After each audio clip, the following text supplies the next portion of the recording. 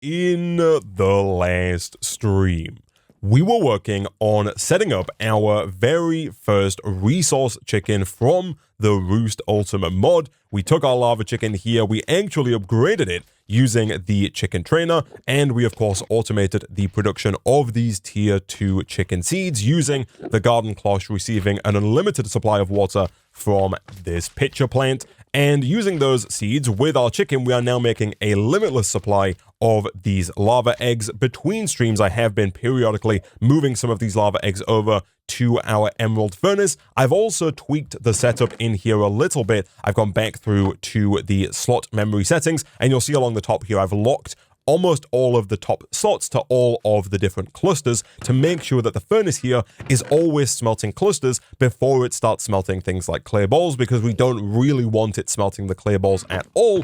What we want it smelting is gold, it's iron, it's silver, it's lead, etc. We want all of those ingots being smelted as regularly as possible so that we can begin moving forward with some other sections in the quest book. The plan today is going to be to start working our way through this tier 2 section of the quest line. We have quests from the Fabricator, the Enchanter, and the Wayfinder, and I think we might be able to complete all 3 quest lines in today's stream.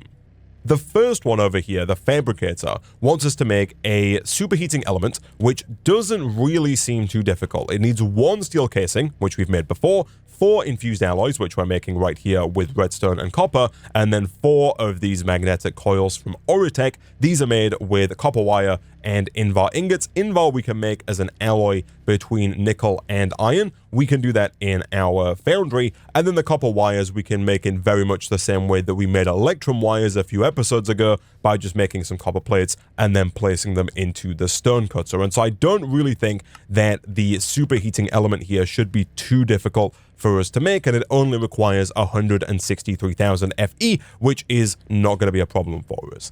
The second quest here is going to be a little bit more expensive, but I think it is also something that we should be able to do fairly easily. This quest wants us to get 8 of the ultimate thermodynamic conductor cables. These are used to transfer heat around. To make it, we need 8 of the elite thermodynamic conductor cables, which requires 8 of the advanced, which requires 8 of the basics, which are made with steel and copper. And to upgrade from basic to advanced, and then advanced to elite, and then elite to ultimate, we just need the different tiers of alloy, those being the atomic alloy, which I'll bookmark, the reinforced alloy, which I'll bookmark, and the infused alloy, which we're of course already making. And so the very first thing that I would like to do today is actually look at speeding up our metallurgic infuser, because we're going to be using it a lot to make these ultimate thermodynamic conductors. To speed it up, we need to make the speed upgrades from Mekanism. Now, the benefit to the speed upgrade from Mekanism is, of course, that it makes our machines faster. The downside is that it does also increase the power consumption of the machine. The good news for us, though, is that we can also make energy upgrades, and as the name would suggest, these increase the energy efficiency and also the energy capacity of our Mekanism machines. And I've been told, and it's confirmed by the tooltip here, that we can install up to 32 speed and energy upgrades into our Mekanism machines in this mod pack. Normally, you're limited to 8 of each, but in this pack, they've tweaked it, and we can now put a ton of them in. And so if we grab some osmium here, the speed upgrades are made by combining glass with infused alloys and then some osmium dust. Last episode, we did make a crusher, and so now it's very easy for us to make some osmium dust, and then the energy upgrades are very similar. It's more glass with more infused alloy, and then some gold dust. Again, this has been crunching away, so we now have a ton of gold ready to be crushed down. And then from there, it's really just a case of smelting up some sand into glass. That might actually be our biggest bottleneck, but again, thankfully, we do have sand being made in abundance. We've got 2,000 of it backed up in there, and of course, our furnace here is nice and fast, and so if we do something like that, we're going to get a ton of glass very quickly. And so I guess it's probably in our best interest here to use our first infused alloys to actually make some of these speed and energy upgrades, because we're then going to be able to use those speed and energy upgrades to make the metallurgic infuser faster, which is going to give us more infused alloys. And so if I take 3 of these, we can actually go ahead and start by shift right clicking these on the crusher, because that's going to allow us to crush even more osmium even faster. There is obviously a question of whether or not we're going to be able to keep up on a power production standpoint here. We are draining the power quite quickly out of this simple coal generator. Let's take even more of this osmium dust and make even more speed upgrades. These ones I'm going to place into our metallurgic infuser, and then we'll of course throw some gold in here as well to make some of those energy upgrades to hopefully offset some of this increased power usage. And once we've got a decent amount of gold dust and even more of these infused alloys, we can of course also go ahead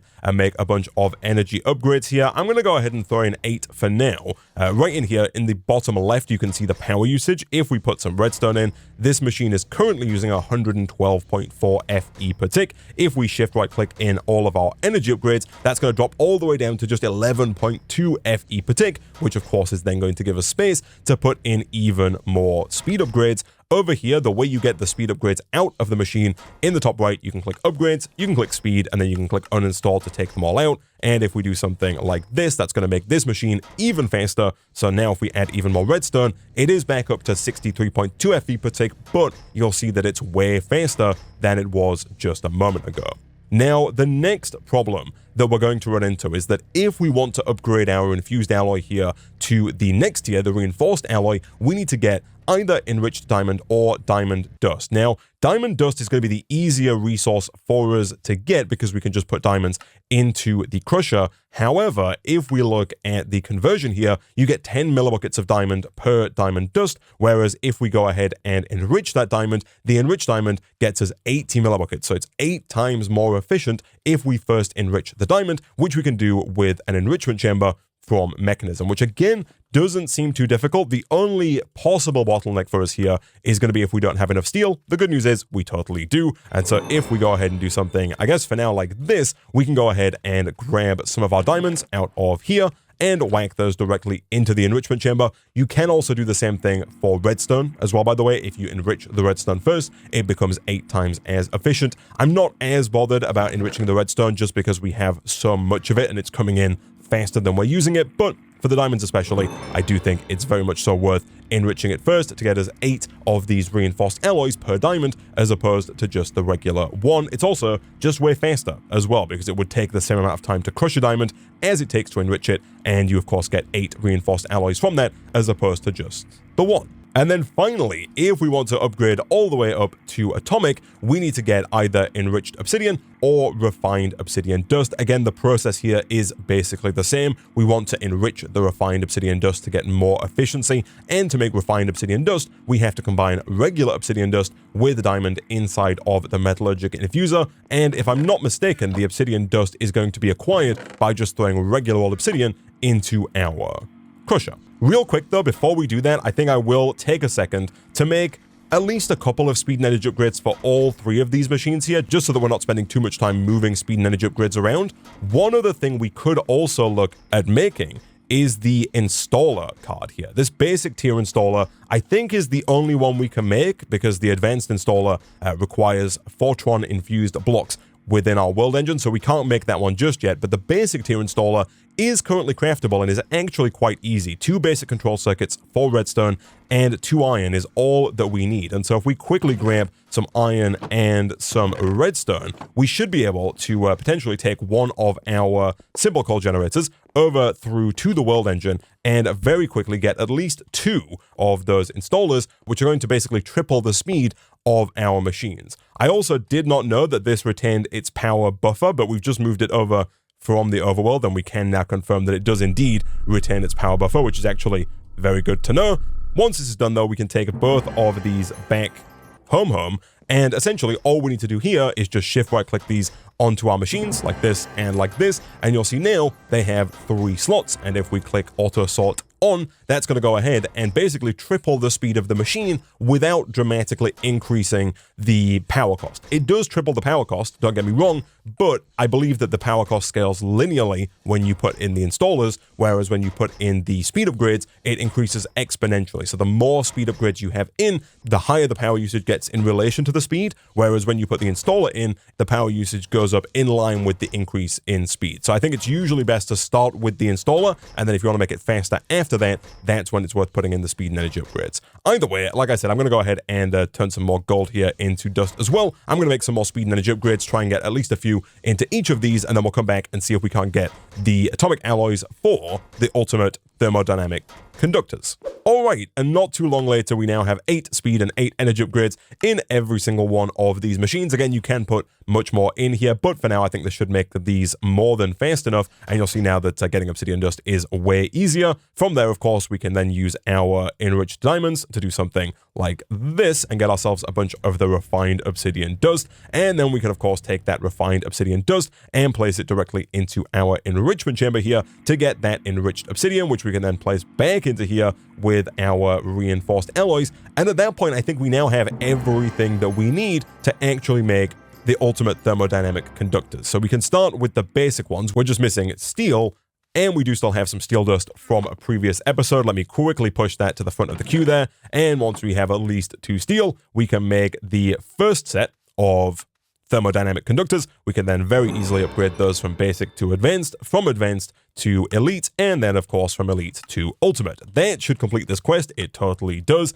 And so now we just need to get the superheating element. For this, we are of course going to have to get even more steel. And so real quick, I'm going to make more steel. I'm also going to go ahead and melt some copper down in our foundry to get some copper plates. And then when we come back, we should have everything we need to make the superheating element. And 12 copper plates later, we can go ahead and throw all of those directly into our stone cutter to get 12 copper wire. With that 12 copper wire, we should be able to make 2 lots of magnetic coils. Of course, just as soon as we make some invar, I keep forgetting that it's invar we need here. The invar, as I mentioned before, is just iron and nickel. The ratio here is 2 iron plus 1 nickel makes you 3 invar. And so I'm going to go ahead and put in 6 iron and 3 nickel. That's going to get us 9 invar, which we can, of course, then pull out into our basin directly. We also now have enough steel to make another steel casing. Fantastic. I'll put the rest of the steel away for later. And then once we have our invar, we can pull that out.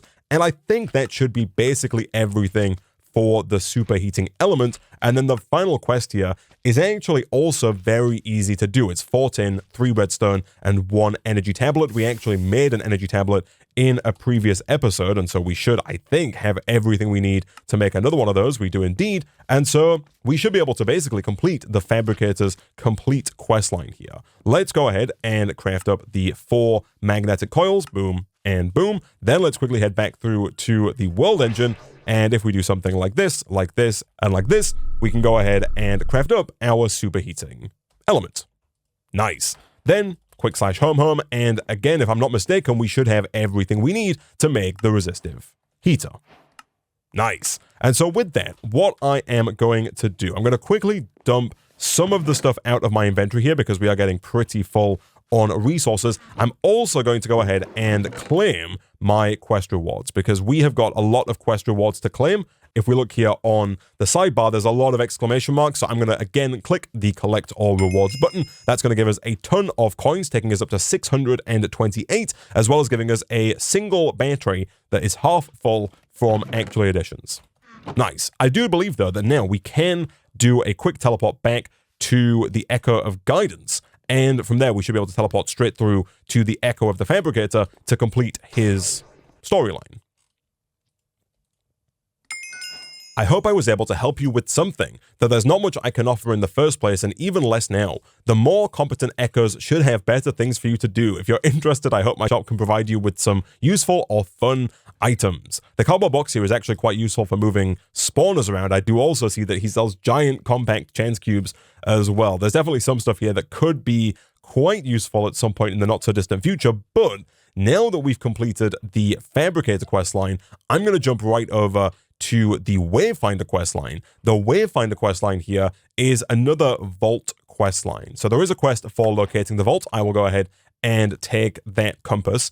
And just like before, I think if we do a quick /home, this is going to point us in the direction of the Wayfinder vault. It says the Wayfinder knows everything there is to know about traversing this world. He mentioned a secret power hidden within a vault encased in the deep slate ring. It might be worth making an explorer's compass to help locate the vault. If you manage to find your way through the vault's puzzles, the chronoton star should be yours for the taking. And then once we have that chronoton star, we can then use that in combination with some glass, some obsidian, and some aluminum to make chronoton glass, which is the final quest in the Wayfinder's questline. And so, just like we did before, I guess we're going to take our diamond reinforced impact hammer here and start digging out in kind of vaguely this direction until we get to the vaults of the Wayfinder. And again, a fair bit of slightly haphazard mining later, we should now be close enough to where if we shift right click, it's going to go ahead and open up a portal to the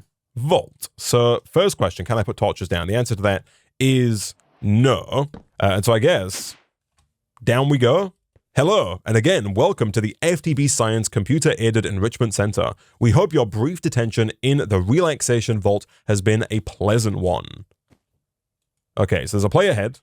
We have a toilet. This is a portal, by the way. I'm assuming there's a portal gun in here. There totally is. And there's some long fall boots. I will take those long fall boots. I don't know if I can wear these alongside my diamond boots. I don't think I can. That's fine, though. And then, presumably...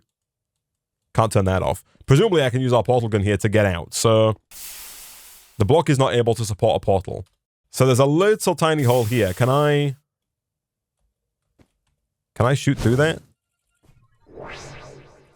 I can shoot through that. Oh, I see. Okay, so is that just going to give me... Right. So, you can't shoot at walls. You can only shoot at the floor by the looks of it. Or I'm assuming at least the laboratory block, like that, is the only thing that we can shoot at. Okay. Hint, you may be required to find buttons inside the test chambers. So presumably there's a button in here that we can use to get out. I do see that there's a room up there, which is interesting. That's probably going to be the exit. Never mind, I figured it out. We're free. Place cubes on gold blocks to trigger doors or specific contraptions. Test cubes are your best friend, so don't lose them. And so here it does say, press right click to collect cubes and cores. So, are you a test cube? You're not a test cube. You're a test cube. So we stood on the pressure plate there. That gave us a test cube. We can put the test cube down here. That's going to open the door. Perfect. We've done 1 of 5. We've only got 4 more to go. Easy. Okay. Right. Before we fall down... Let's fall down. So I see the option to go through there. Can I shoot at the roof? I cannot shoot at the roof. We've already established we can't shoot at the wall. So that is not attainable. There is another hole there. Can I can't quite shoot that either. I'm assuming I can't shoot the lamp. I cannot shoot the lamp. I can shoot that. It kind of put me a bit higher up than I thought it would. So shooting at the side of a block does let us kind of go up. Which is good. Can I shoot? I can't shoot the glass either. We can shoot at that ledge there. That gets me up here. Then, presumably, I can shoot right there. Perfect. Whoops. Less perfect. Less perfect. Let me try that again. We should be able to do one of these. And then one of these. Okay. However, now we need a cube. I wonder if I should have brought the cube with me from the last room, now that I think about it. So the trouble we're going to run into here, like if I right-click this, does this pick up the test cube? It does pick up the test cube. That, of course, closes the door. However, if we're thinking with portals, we can do something like this, open the portal up, pick up the cube, and then go through the portal to bypass the door. Look at that. Fantastic. And so now we have our test cube. This is where it gets interesting. We can do one of these. Then we can do one of these. Then we can do one of these. So that gives us a way to get out of here. And again, I'm assuming we can kind of do the same thing again. Although, maybe we actually don't need to. Hold on, let me head on through here. I don't know if we need that cube back. We could try and get that cube back, but it might not be necessary. There is a hole here that we can get through to get us on this side. As part of a required test protocol, our previous statement suggesting that we would not monitor this chamber was an outright fabrication. To be fair, it does say over here, some chambers may require you to look for tiny gaps to progress forward, which is exactly what has happened here.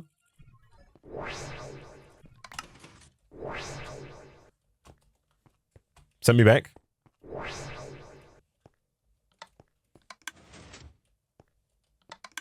So that pressure plate gives us even more cubes to stand on. Wait, hold on. Hold on. Can I do this and this and then this? I can. Then there is a hole right there, but I don't, again, know how that's particularly useful. I can use that to get back out to where we just were.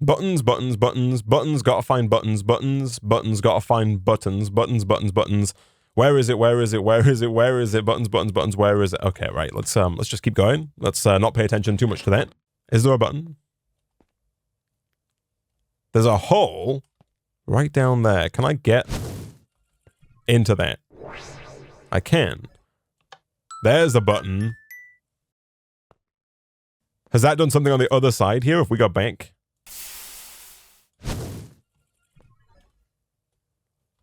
You've got to get real close to those portals to be able to get through them, so I guess I need to step back, wait for that to disappear, shoot another portal, like that. There we go. Right. I heard a chest open.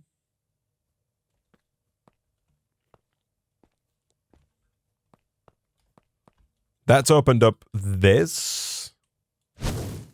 Yes. Okay, fine. Trapdoors are openable.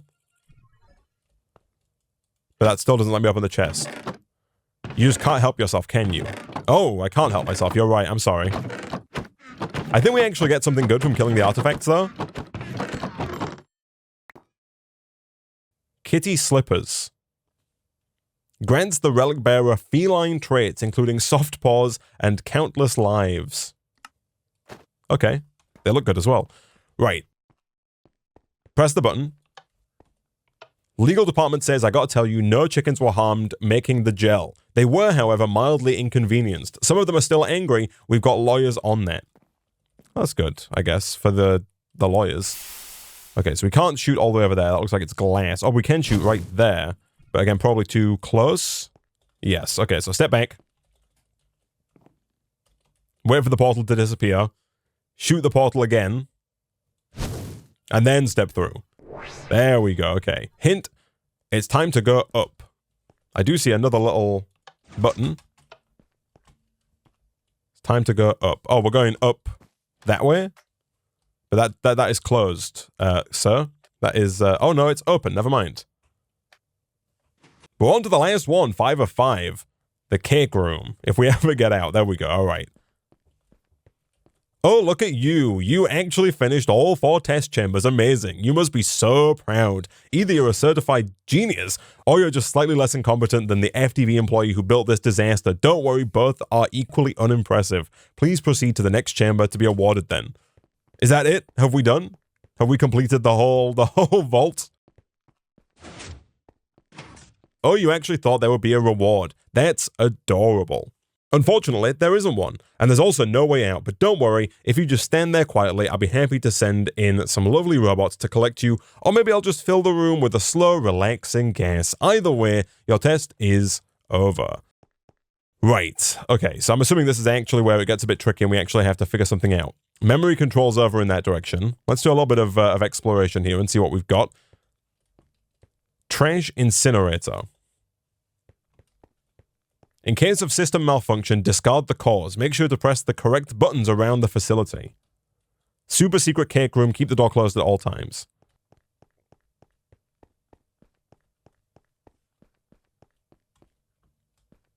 Trash incinerator. Press to open. Only remains open for a few seconds due to high power consumption.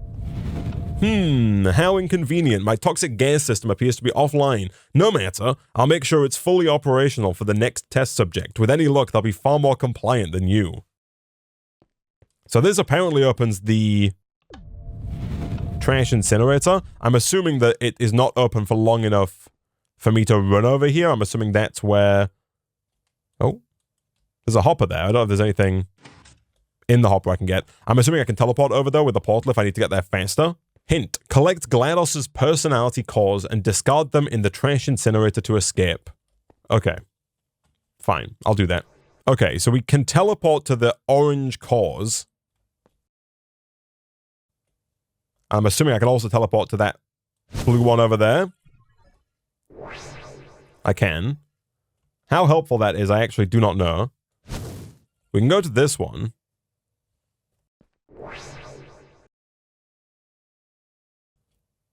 And then I'm wondering if I can...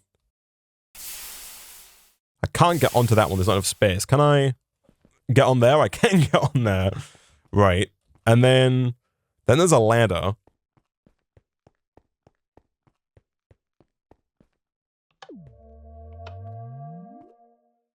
Oh, that's a button that opens a bridge.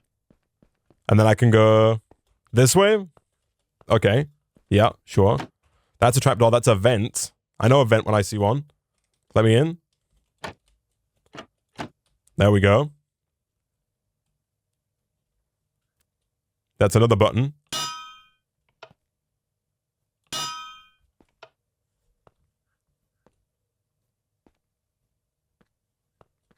Companion cube. Give it to me. Oh, brilliant. You found the companion cube. How touching. And look at that. My orange personality card just dropped. Really? You're just full of surprises, aren't you? This isn't going to help you. Okay, so we have a companion cube. Can be placed on blocks of gold. So if we find a block of gold, we can trigger something here. I don't know what we're actually going to trigger. I assume we could get back over there by doing one of these. Again, whether or not that's particularly useful, I don't actually know. Oh, hello. Oh, okay, right. Don't forget to discard personality cores in the trash collector behind gladOS. So right now we can take our orange cube. I don't know if we have to do these one at a time, as in like dispose of them one at a time, but let's do this. And then if we go and drop that into the hopper, that's going to go and kind of complete step 1 of 4. Good. So presumably I see floor in there, so I can probably do one of these. Yes. RAM overclock. What did you do? You overclocked my RAM. How clever. And now, oh, look, a personality core just fell off. Don't get too excited. It won't save you. It just makes me less patient. Right, where did that core drop to? So that is over here. We can drop that in. I don't know if we necessarily have to drop the first one in, though, to get the next one taken care of. So now, how do we get the blue? The blue one looks like it's up there. Generator room. Oh. Hello. Test cube. Companion cube. There we go. Okay. Power delivery overdrive. Oh, wonderful. You found my power control room. And of course, you just had to press the button. Congratulations. Another personality core has fallen off. Are you trying to make me unstable, or is this just your idea of fun? Who doesn't like a little bit of instability? Right. So now we need to go get blue. First of all, let's go and get that power core before we lose it. But that one could be on the floor, actually, because I think it was kind of hovering over here. It was. Okay.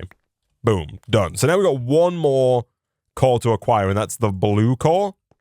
I see a flashing light up there now, which leads me to believe we might have to go up again to get to blue.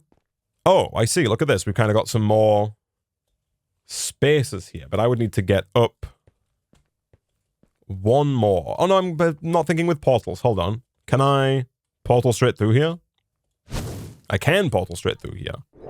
Good. Good. That's where the blue light is. That's a framed door. Oh, there's a trap door. There's another trap door. He's done it. Manual OS kernel override. Wait, the companion cube inside me? It's updating my main protocols, my blue core detaching, systems recalibrating. All right, get me out of here. That should now be on the ground. I think that's all of them, right? Get me out of here. Where's the incinerate button? Let's press that one more time, and let's go drop all 3 of these cores in. I'll make sure I have them all on my hotbar just so we can drop them nice and quickly. So if we do one of these, we can then, I believe, just drop all 3 into this.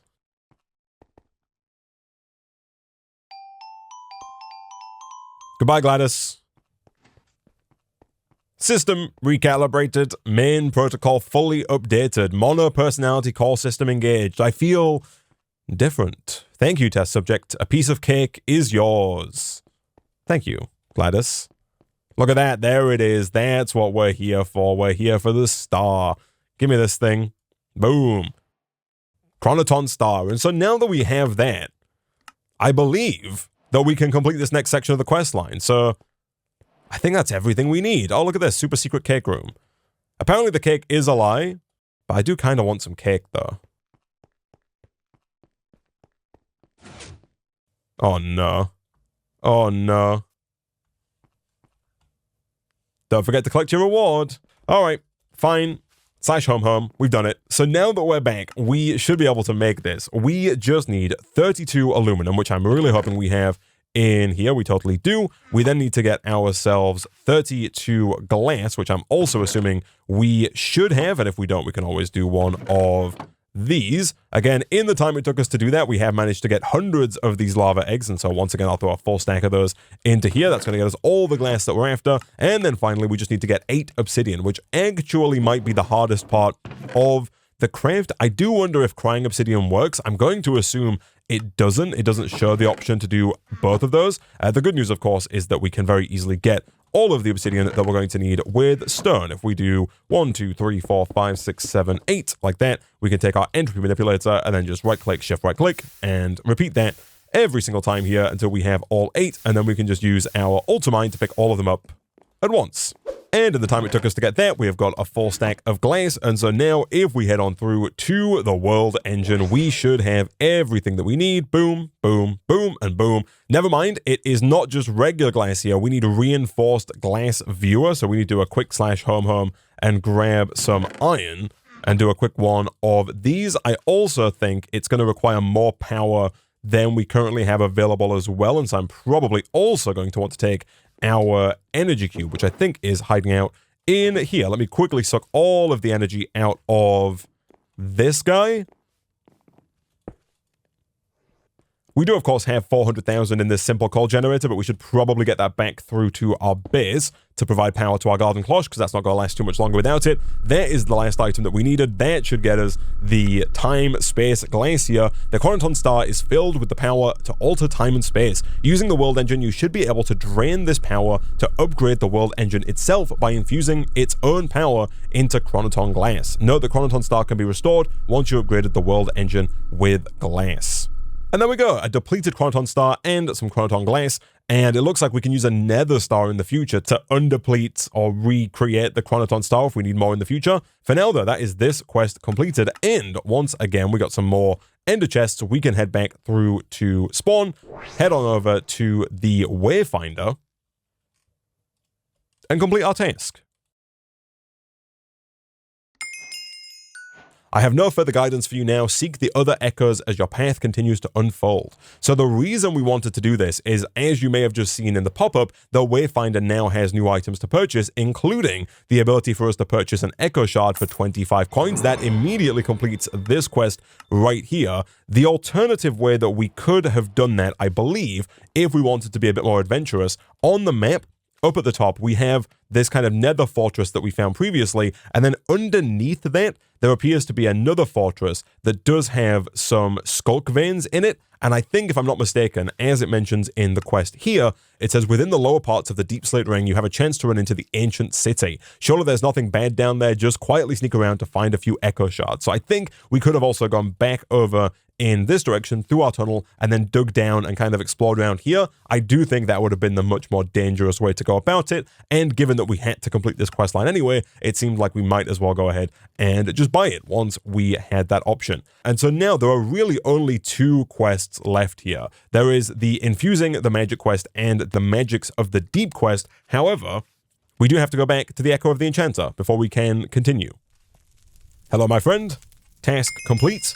You must now craft an enchanting vessel capable of housing the 3 aspects of enchanting: Eterna, Quanta, and Arcana. Through careful balance, discover the proper mixture of items to reach these values, or greater: 60 Eterna, 40 Quanta, and 40 Arcana. This harmony of aspects will awaken the deep shelves, turning them into vessels fit to channel the deep. Why bookshelves, you ask? Because knowledge is the key to all things, my dear seeker. Your world engine upgrade will require a few awakened shelves and 2 echo-infused deep shelves. This may be created by bringing the echo shard into resonance with the awakened vessel near sources of Arcana. Be cautious. Be bold, my new friend. The task to craft 4 deep shelves and 2 echoing deep shells. So that's this quest down here. To get there though, we first need to make a regular enchanting table and then either a hell shelf or a sea shelf. And then we need to infuse that as well, either infusing the hell shelf or infusing the sea shelf. So first things first, do we have what it takes to actually make just a regular old enchantment table? I think the answer is yes, if we can make a book, and we can definitely make a book because we have sugarcane. My first question is, do we have enough sugarcane? I don't want to use all of it because, of course, if we use all of it, then we're going to run into some problems. We do have enough sugarcane. We should probably make sure that we keep at least 1. And of course, if we wanted to, we could even use the snad to very rapidly grow more sugarcane, and that's why we want to keep at least 1 going forward. Then with that, we should be able to make our first book because we do have some leather lying around, and that gets us everything for the enchantment table. Nice. From there, the option of either the sea shelf or the hell shelf is an interesting one. I think the sea shelf is going to be the easier one for us to get. To make the hell shelf, you need nether bricks, which are of course fairly easy for us to get because we have access to the nether fortress and eventually the nether ring as well if we dig far enough out. Blaze rods we also have, bookshelves we can make. The potion of regeneration though is a little tricky because we need ghast tears, and I don't currently have any, and I don't know if we can actually get ghast tears very easily. Never mind, the Twitch chat is totally right. We actually already have ghast tears in our backpack. We got 6 right here, and so it actually might be easier for us to make the hell shelves, because at that point we just need some more netherrack, which should be fairly easy for us to get. So to make the hell shelves, we just need blaze rods, which we have. We need bookshelves, which we can of course make. Again, as we saw just a second ago, we should be able to make some snad, and then using that snad, we should be able to very quickly grow sugarcane. I don't know if it's going to quite grow at the same speed as the cactus. Of course, we do need water as well to make this work. Let me do 1 of these, and let's get a quick bucket of water down right about here. We actually don't have water just yet, but we can acquire it from the pitcher plant. We can just right-click to take that out, and then back over here, we can, of course, do 1 of these, and yeah, that does indeed grow fairly quickly, although not quite as quickly as I was expecting. And so, like we said before, we should be able to craft up a lever, and then rapidly click that lever to accelerate the speed at which the snad works. And then with a little bit of a rapid right click, we can grow a bunch of sugarcane. So sugarcane, not going to be difficult for us at all. We do have 16 leather in our backpack already, and so making the books for the bookshelves should be fine. It's really then just a case of getting these potions of regeneration. For that, of course, we're going to need a brewing stand. We should have everything that we need to make a brewing stand, given that it's just 3 stone and 1 blaze rod. We totally do. Let's whack that down over here. And then, of course, from there, do we have any nether wart? We do. We have 12 nether wart. And so we should be able to, of course, combine up some bottles of water with nether wart to make an awkward potion. And then once we have that awkward potion, we can then combine it with the ghast here to get the potion of regeneration. I thought we had some glass bottles, but I can't find them. So I'm going to go ahead and just make some fresh ones. And then let's quickly grab 3 bottles worth. The bottles we can't extract directly from the pitcher plant, but I'm assuming we can just right-click this water here. We totally can. Let's go 1, 2, and 3 with our nether wart, and of course with a single blaze powder. That gets us our awkward potion, and then we'll do the same again, this time with the ghast here, to get the potion of regeneration. While I wait for that, I guess we're going to go ahead and get a bunch of bookshelves. We also could probably do with heading back through, not using the action pad, instead using the temp pad, because I actually don't think we have that much netherrack in our chests here, so we could do with heading back through to the nether area to get some more netherrack to make the nether brick for the hell shelf.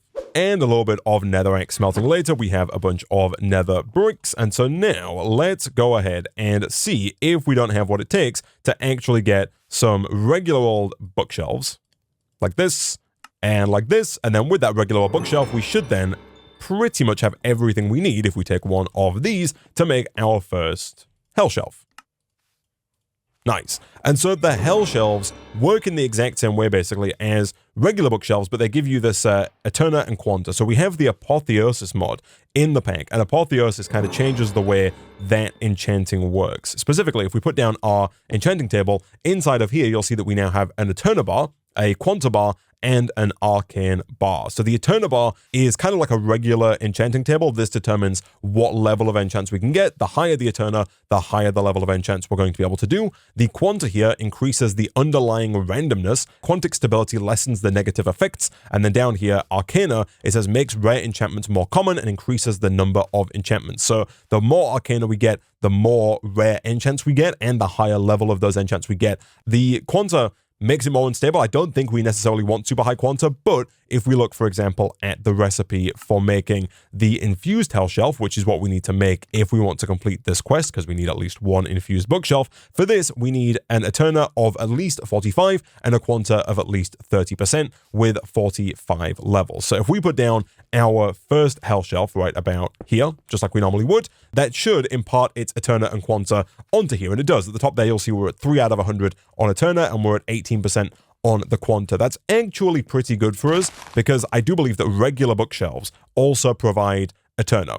They do. And so we could probably do with getting at least one more hell shelf. I'm assuming that's going to take us up to 36%, giving us the 30% that we need. Then the rest of the bookshelves, for now at least, can probably be just regular bookshelves to get us up to at least 45 Eterna. Okay, so I've gone ahead and made one more hell shelf here. We'll put that down right above our last one. That only takes our Quanta up to 21%, so we are actually going to need to make even more of those. I was hoping that would take us up to 30%, but unfortunately not the case. Can I make even more nether bricks? I totally can. Can I use that to make even more hell shelves? I totally can. We're going to need to get even more potions if we want to go past 3, which is going to be necessary because we're still only at 24%. We do have a fair amount of leather armor hanging around as well, and it turns out we can use our salvaging table over here from Apotheosis to convert that into mysterious scrap metal and leather, which is actually quite a nifty way of us getting even more leather for even more bookshelves. Okay, so I've made a few more hell shelves, but now we need more bookshelves, and we're actually kind of running out of leather. But I've been told by the Twitch chat that this dungeon here should have a decent number of bookshelves available for us to harvest. Looking at our minimap, we're at Y level 131, and in here, if you look at the bottom, you can see it says Y level 109 is where these guys are at. So I think if we change our shapeless mode here to mining tunnel and do something a little bit like this, we should be able to kind of dig out a staircase fairly easily that's going to get us down to Y level 109. And hopefully that's going to get us where we want to be. Now, I do think we're going to want to have some torches on us. Let me put that on my offhand. Let me keep my Paxil at the ready. And let's see, I guess, if we can't find some bookshelves in here. All whilst preferably not getting killed by these guys. There are indeed bookshelves. Look at that. There are also candles around here. I just broke some of these candles and got those as well. These are actually useful because these can be used to increase our Arcana as well. Those are these ones right here. So if you break these, we can place those down around our enchantment table to increase the Arcana level as well. Alright, so not too long later, and I believe that we should now have, with this, 45 Eterna. We do, and 30 Quanta as well. Enchanting Clues 1. As mentioned before, we can now take these candles, and we can actually put these down around as well. I think if I do this, is that going to increase the chance there? I might have to light these, because my Arcana is not going up, but I do believe that this should work, although, oh, I didn't realize we could cram so many of them into, like, every single little block space. That is actually quite helpful. Never mind, apparently those are too close to the table. Let me try that. That totally does work. Look at that. We've got 5% Arcana, so we can put these down kind of around in the corners. That corner is currently taken up by the brewing stand. We will move that, I think, momentarily. But if we do that, it's going to increase our Arcana. We do now need to get one more hell shelf, because, of course, if we actually want to be able to enchant the hell shelf, we do need to have it, and we can't really take this one down here, because these ones are needed to get the Eterna and the Quanta up to the right spots. I did just see that a wandering trader has spawned in. He's right here. He is dead, so I guess never mind. I was gonna... I don't know what killed him. Maybe the foundry tank?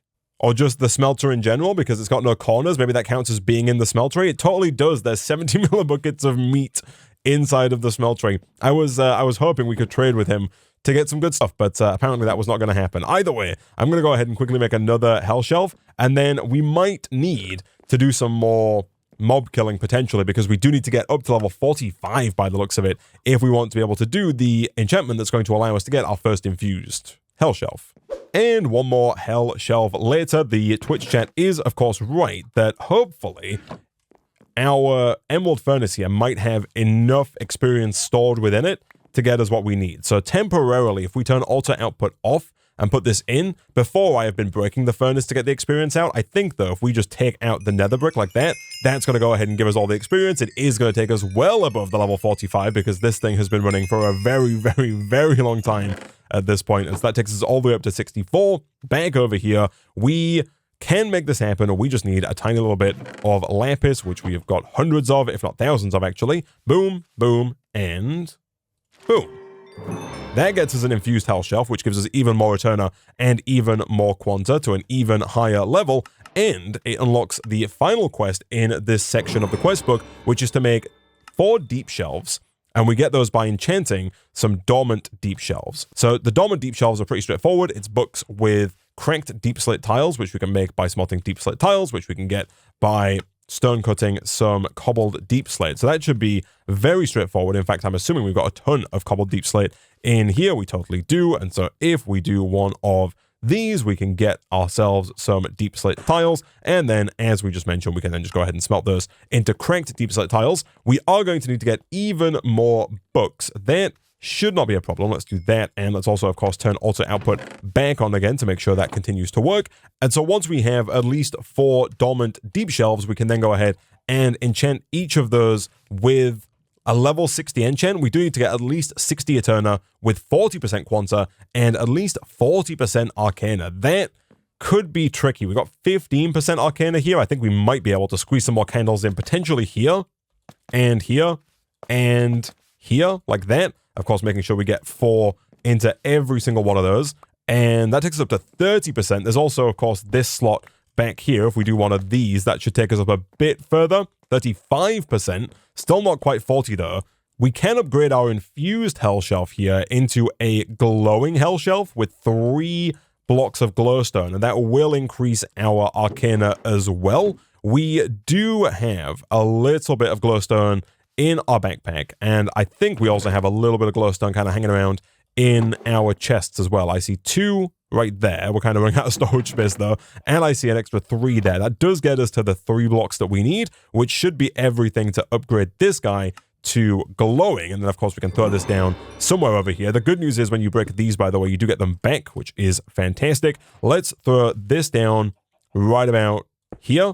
That takes us to 38.33, which is pretty close. We're not quite at the 40 yet. We do also need to get some more Eterna and some more Quanta as well, though. We did get a mob head as well when we were looking about. We've got this guy here, which does give more Quanta. But again, we do need a space to put this. I don't think putting it here does anything. It needs to go at least 1 block away from the enchanting table. I think we can put this here, though, because unlike the candles, these can float. Never mind, that's still at 32% Quanta. Interesting. For whatever reason, putting it on this side gives us a Quanta of 32%, but then moving it over to this side gives us a Quanta of 37%, which is very close to the 40% we need. I'm really not quite sure why that side works, but that side doesn't. Very odd. Apparently, we can modify the enchantment table here. So we press U on the enchantment table to see the recipes that work with it. And it looks like we can add glowstone to the enchantment table to increase the height that it works within on the y-axis. And so if I were to do something like this, can I take 1 block of glowstone and then just right-click that onto the enchanting table? I can. And then presumably that's going to give us 1 extra level of height. So now if I were to take this, for example, that takes us back down to 32. If I put it up here, that does take us to 37. And we can also put our candles, I assume, up here as well, like that. And that does take us up to 47% on the Arcana. Nice. Okay, so we can go even taller. And so now, with that extra bit of height, we just need to get ourselves up to 60 Eterna. And we also need to eke out a tiny little bit more Quanta. We do have the spare Hell Shelf, though, which we can now put here. That's going to take us up to the 40% Quanta that we need. So I think we are pretty much good to go. We have the 40% Quanta. We have the 40% Arcana. We just need to make some more bookshelves to get up to 60 out of 100 on the Eterna. And then we can start turning our dormant deep shelves into actual deep shelves. we should be able to upgrade this somewhat easily by just enchanting a few of these. That is going to use up some more of our levels, which is not ideal. That took us out to 61, but it doesn't use too many. And of course, there is a max. You'll see that with the regular health shelves, we can only get up to a max of 45, whereas with the infused health shelf, we can get up to 60. And so that is definitely what we're going to have to do if we want to push through and get up to 60. We're kind of close, though. So let me go ahead and break another one of these. Let's do this, this, and this. That does take us below level 60, which is not ideal, but that puts us up at 54. So potentially here, one more might do the trick. 51. It gets more and more expensive every time I do this. That takes us up to 56. And then this one is going to give us 2 more. It's going to be like 58. And I think we have to do all of them. I think we have to do both of these in here to get us up to 60. That does get us up to 60, though. And so now, in theory, if we were to take our cracked deep slate and craft that with some books, we should be able to do the enchant. But, of course, we would need to once again turn this off and kind of hope that we have enough experience in here to get us back up to 60, which I'm not very confident we do. We don't. We're only at 54 out of 60. And a few more books later, we now have 6 dormant deep slate shelves. The reason we've made 6, initially I thought we just needed to make 4 to get the 4 deep shelves, and then you can turn those deep shelves into echoing deep shelves, but it turns out we need both 4 deep shelves and 2 echoing deep shelves, so we need to have 6 in total. Now though, we need more levels, because over here we do not have the 60 levels required to actually start to upgrade these. We can't even upgrade 1, let alone all 6. Of course, we can once again attempt to siphon some more experience out of the Emerald Furnace, but it's not really been that long since I last did it, and so it didn't even take us from level 54 up to 55. And so I think what we're going to have to do is next time, we're going to have to come back and we are going to have to go ahead and look at setting up a actual like mob farm that is going to run hopefully automatically. Not only is that going to get us even more mob drops, which we can start to use for other crafts as well, it's also going to make leather easier because we can turn rotten flesh into leather, which is what I've been doing to get some books